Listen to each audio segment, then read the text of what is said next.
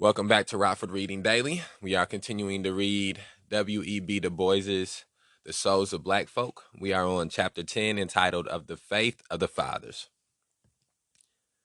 Them face of beauty haunting all the world, fair face of beauty all too fair to see. Where the lost stars adown the heavens are hurled, there alone for thee, may white peace be. Beauty, sad face of beauty, mystery, wonder.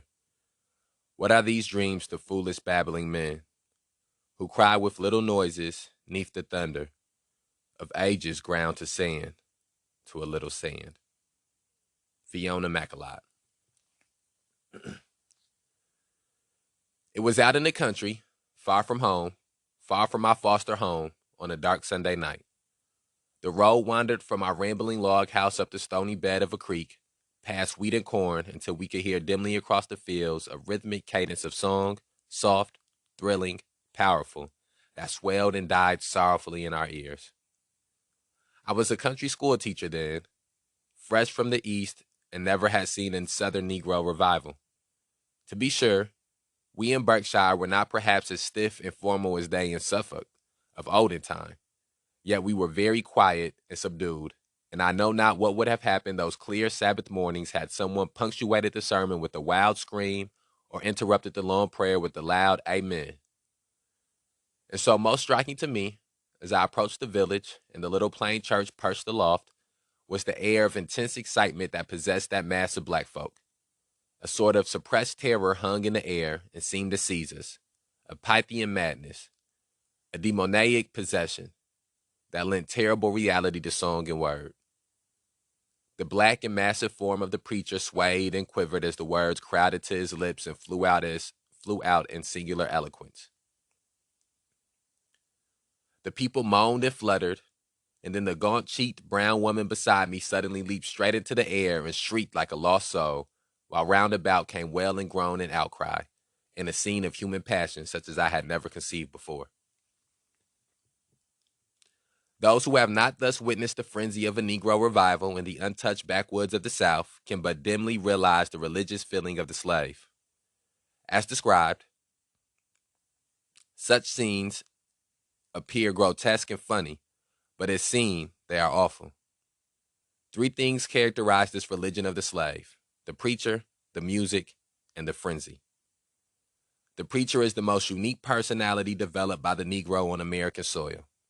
A leader, a politician, an orator, a, quote, boss, end quote, an intriguer, an idealist. All these he is, and ever, too, the center of a group of men, now 20, now 1,000 in number.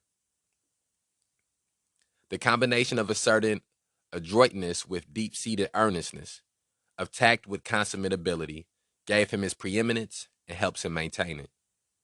The type, of course, varies according to time and place, from the West Indies in the 16th century to New England in the 19th, and from the Mississippi bottoms to cities like New Orleans or New York. The music of Negro religion is that plaintive rhythmic melody with its touching minor cadences, which, despite caricature and defilement, still remains the most original and beautiful expression of human life and longing yet born on American soil.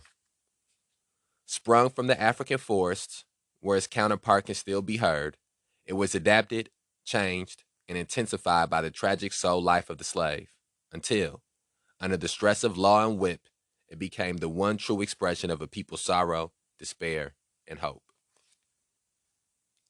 Finally, the frenzy or, quote, shouting, end quote, when the Spirit of the Lord passed by and, seizing the devotee, made him mad with supernatural joy, was the last essential of Negro religion and the one more devoutly believed in than all the rest. It varied in expression from the silent rapt countenance of the low murmur and moan to the mad abandon of physical fervor, the stamping, shrieking, and shouting, the rushing to and fro and wild waving of arms, the weeping and laughing, the vision and the trance. All this is nothing new in the world, but old as religion, as Delphi and Endor. And so firm a hold did it have on the Negro, that many generations firmly believed that without this visible manifestation of God, there could be no true communion with the invisible. These were the characteristics of Negro religious life as developed up to the time of emancipation. Since under the peculiar circumstances of the black man's environment, they were the one expression of his higher life, they are of deep interest to the student of his development, both socially and psychologically. Numerous are the attractive lines of inquiry that here group themselves. What did slavery mean to the African savage? What was his attitude toward the world and life? What seemed to him good and evil, God and devil? Whither went his longings and strivings, and wherefore were his heart burnings and disappointments? Answers to such questions can come only from a study of Negro religion as a development, though its gradual changes from the heathenism of the Gold Coast to the institutional Negro Church of Chicago. Through its gradual changes from the heathenism of the Gold Coast to the institutional Negro Church of Chicago. And we, just a moment to reflect, we spoke about the relationship that black women specifically had with religion and how it influenced their politics in the book Sister Citizen by Melissa V. Harris Perry, which we read before reading this book. And I do think that part of understanding American culture is understanding black culture within America.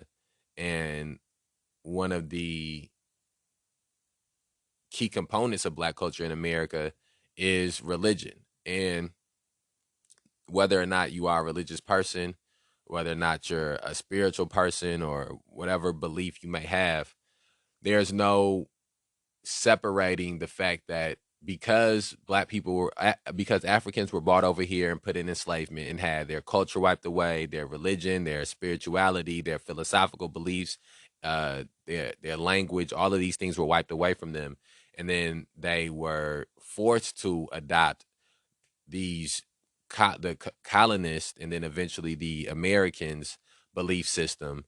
And religion was used, Christianity was used as a way to continue to keep them subjugated and marginalized within slavery by this doctrine that told them that there was scriptures that supported slavery and scriptures that supported them being enslaved, and that the concept, even Du Bois used the word savage. Even that word, I believe, is used in the wrong way. Every person who was a slave who was brought over here was not a quote unquote savage. That might have been the belief of the Europeans who brought them over here because they had a different culture and a different type of civilization, but they were not savage or uncivilized. And I think and one of the things they did is they used their religious beliefs to try to make people be more European-like, and with the belief that would, I guess, cancel out the concepts of savagery that they believed existed within black people. But one of the things that end up happening in the process of them using religion as a tool to keep them enslaved is that black people begin to form their own ideology around this religion, their own philosophy, their own belief system around this religion. And you would have people like Nat Turner who would lead slave revolts with the belief that God was telling him and leading him to lead these slave revolts. You would have black songs that they would sing that that the white people thought were about religious and religion and God and Christianity that were actually metaphors or analogies or double entendres for ways of escaping or plans to escape. And so those, Negro spirituals became intertwined with black culture and became intertwined with black music. And then even as he pointed out here, the preacher has always had a very distinct spot in black culture, in the black community. And it started out with where these enslaved people would be appointed somebody to be the preacher or a black person to preach who sort of echoed the same sentiments of the master.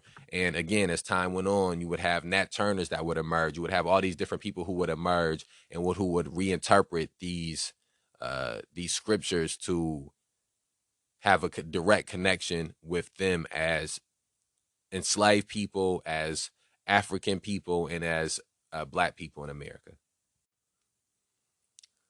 Moreover, the religious growth of millions of men, even though they be slaves, cannot be without potent influence upon their contemporaries. The Methodists and Baptists of America owe much of their condition to the silent but potent influence of their millions of Negro converts. Especially is this noticeable in the South, where theology and religious philosophy are on this account a long way behind the North, and where the religion of the poor whites is a plain copy of Negro thought and methods. The mass of, quote, gospel, end quote, hymns, which has swept through American churches and well nigh ruined our sense of song, consists largely of debased imitations of Negro melodies made by ears that caught the jingle, but not the music, the body, but not the soul, of the Jubilee songs. It is thus clear that the study of Negro religion is not only a vital part of the history of the Negro in America, but no uninteresting part of American history. The Negro Church of today is the social center of Negro life in the United States and the most characteristic expression of African character. Take a typical church in a small Virginian town. It is the, quote, First Baptist, end quote, a roomy brick edifice seating 500 or more persons, tastefully finished in Georgia pine, with a carpet, a small organ, and stained glass windows. Underneath is a large assembly room with benches. This building is the central clubhouse of a community of 1,000 or more Negroes. Various organizations meet here: the church proper, the Sunday school, 2 or 3 insurance societies, women's societies, secret societies, and mass meetings of various kinds. Entertainments, suppers, and lectures are all held beside the 5 or 6 regular weekly religious services. Considerable sums of money are collected and expended here. Employment is found for the idle. Strangers are introduced, news is disseminated, and charity distributed. At the same time, this social, intellectual, and economic center is a religious center of great power. Depravity, sin, redemption, heaven, hell, and damnation are preached twice a Sunday with much fervor, and revivals take place every year after the crops are laid by.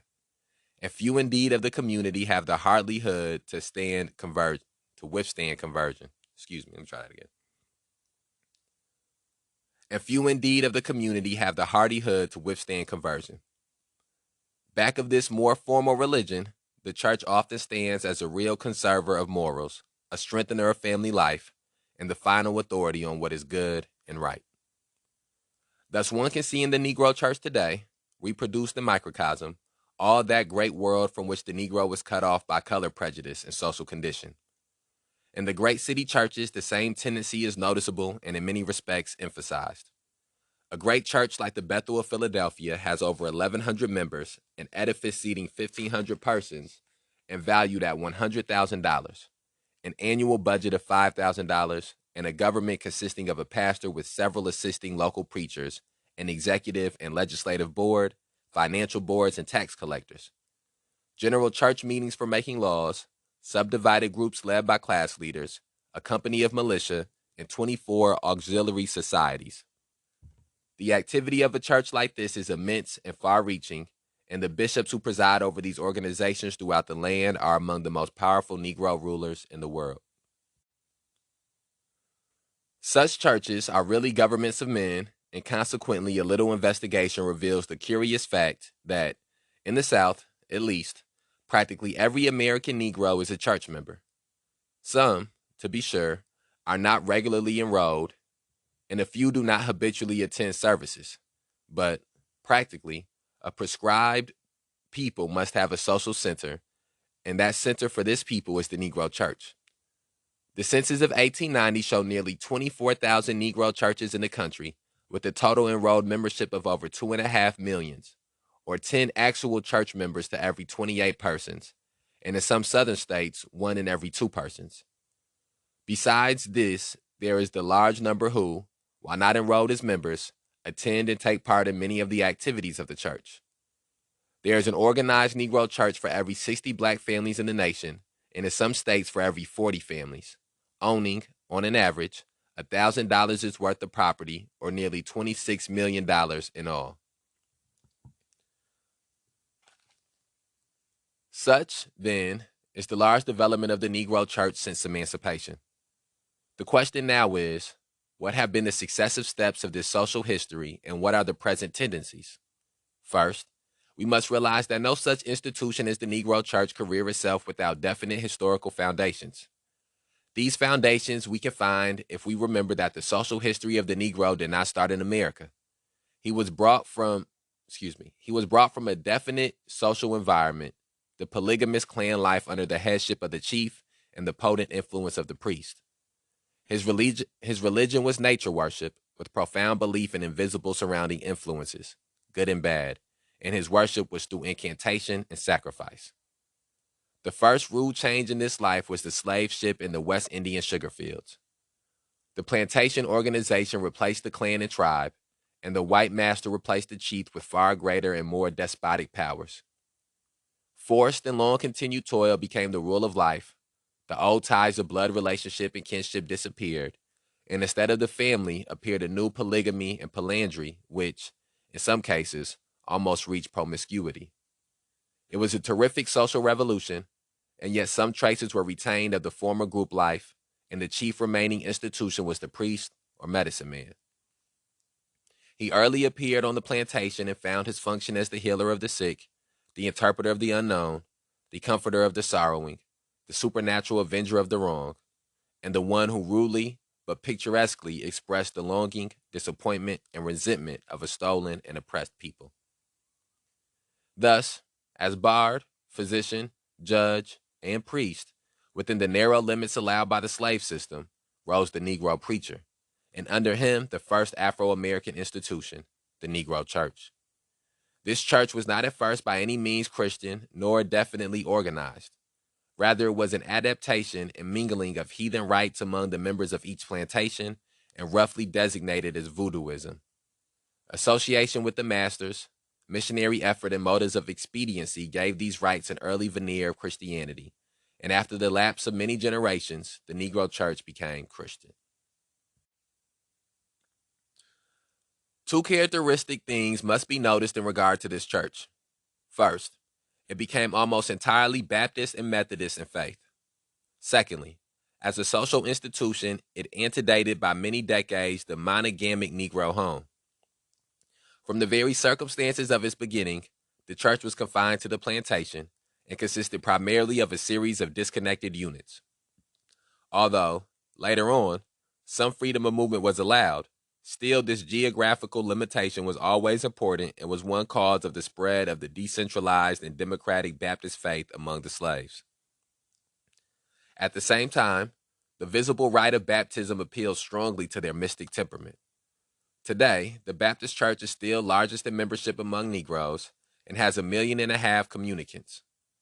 Next in popularity came the churches organized in connection with the white neighboring churches, chiefly Baptist and Methodist, with a few Episcopalian and others. The Methodists still form the second greatest denomination, with nearly 1 million members. The faith of these two leading denominations was more suited to the slave church from the prominence they gave to religious feeling and fervor. The Negro membership in other denominations has always been small and relatively unimportant, although the Episcopalians and Presbyterians are gaining among the more intelligent classes today, and the Catholic Church is making headway in certain sections. After emancipation, and still earlier in the North, the Negro churches largely severed such affiliations as they had had with the white churches, either by choice or by compulsion. The Baptist churches became independent, but the Methodists were compelled early to unite for purposes of episcopal government. This gave rise to the great African Methodist Church, the greatest Negro organization in the world, to the Zion Church and the Colored Methodist, and to the black conferences and churches in this and other denominations. So, I think, from my experience, yeah, most black people I know who go to church go to a Methodist church or go to a Baptist church. I've only been to either a Methodist or a Baptist church in my life, except for when I went to a private school, when I went to Christian Life out here and Faith Academy out here, and in Texas Urban Christian Academy. And I don't think that the churches that were related to those schools or tied to those schools were Methodist or Baptist. Uh, I've never met any black Catholics in my life. I've seen them on TV, seen them on documentaries and things like that, but I've never met them personally. Uh, there's a lot of Jehovah's Witnesses that are black. I know that's not something that he's touching on right here, right now. Uh, and so those are just some of the thoughts as he's speaking about religion. I'm just thinking about my experiences with religion, as he's talking about he's talking about the amalgamation of African culture and then essentially slave culture and how those things came together to create black culture. The second fact noted, namely, that the Negro Church antedates the Negro home, leads to an explanation of much that is paradoxical in this communistic institution and in the morals of its members. But especially it leads us to regard this institution as peculiarly the expression of the inner ethical life of a people in a sense seldom true elsewhere. Let us turn, then, from the outer physical development of the church to the more important inner ethical life of the people who compose it. The Negro has already been pointed out many times as a religious animal, a being of that deep emotional nature which turns instinctively toward the supernatural. Endowed with a rich tropical imagination and a keen, delicate appreciation of nature, the transplanted African lived in a world animate with gods and devils, elves and witches, full of strange influences, of good to be implored, of evil to be propitiated.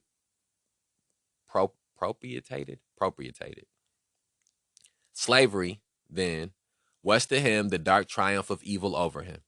All the hateful powers of the underworld were striving against him, and a spirit of revolt and revenge filled his heart. He called up all the resources of heathenism to aid, exorcism and witchcraft, the mysterious Obi, worship with its barbarous rites, spells, and blood sacrifice even, now and then, of human victims. Weird midnight orgies and mystic conjurations were invoked. The witch woman and the voodoo priest became the center of Negro group life, and that vein of vague superstition which characterizes the unlettered Negro, even today, was deepened and strengthened. In spite, however, of such success as that of the fierce Maroons, the Danish blacks, and others, the spirit of revolt gradually died away under the untiring energy and superior strength of the slave masters. By the middle of the 18th century, the black slave has sunk, with hushed murmurs, to his place at the bottom of a new economic system and was unconsciously ripe for a new philosophy of life. Nothing suited his condition then better Nothing suited his condition then better than the doctrines of passive submission embodied in the newly learned Christianity. Slave masters early realized this and cheerfully aided religious propaganda within certain bounds. The long system of repression and degradation of the Negro tended to emphasize the elements in his character which made him a valuable chattel. Courtesy became humility, moral strength degenerated into submission, and the exquisite native appreciation of the beautiful became an infinite capacity for dumb suffering. The Negro, losing the joy of this world, eagerly seized upon the offered conceptions of the next. The avenging spirit of the Lord enjoining patience in this world, under sorrow and tribulation until the great day when he should lead his dark children home, this became his comforting dream. His preacher repeated the prophecy, and his bard sang, quote, "Children, we shall all be free when the Lord shall appear." End quote. This deep religious fatalism, painted so beautifully in, quote, Uncle Tom, end quote, came soon to breed, as all fatalistic faiths will, the sensualist side by side with the martyr. Under the lax moral life of the plantation, where marriage was a farce, laziness a virtue, and property a theft, a religion of resignation and submission degenerated easily, in less strenuous minds, into a philosophy of indulgence and crime. Many of the worst characteristics of the Negro masses today had their seed in this period of the slave's ethical growth. Here it was that the home was ruined under the very shadow of the church, white and black. Here habits of shiftlessness took root, and sullen hopelessness replaced hopeful strife.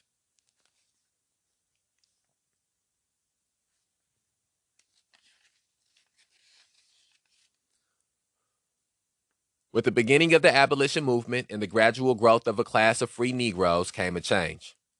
We often neglect the influence of the freedman before the war because of the paucity of his numbers and the small weight he had in the history of the nation.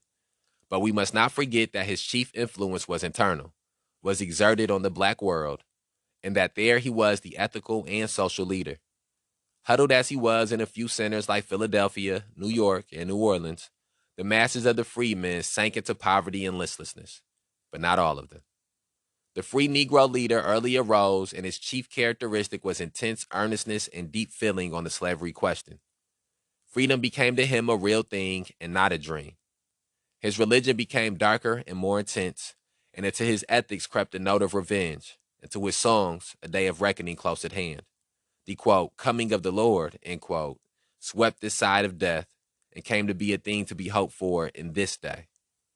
Through fugitive slaves and irrepressible discussion, this desire for freedom seized the black millions still in bondage and became their one ideal of life.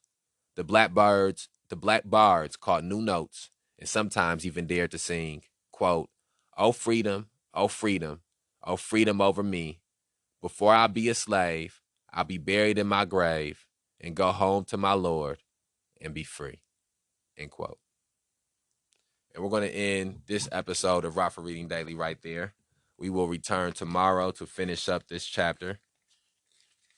And I think what stands out to me the most from the last section that we read is how Du Bois points out that the Christian religion was used basically to pacify the slaves.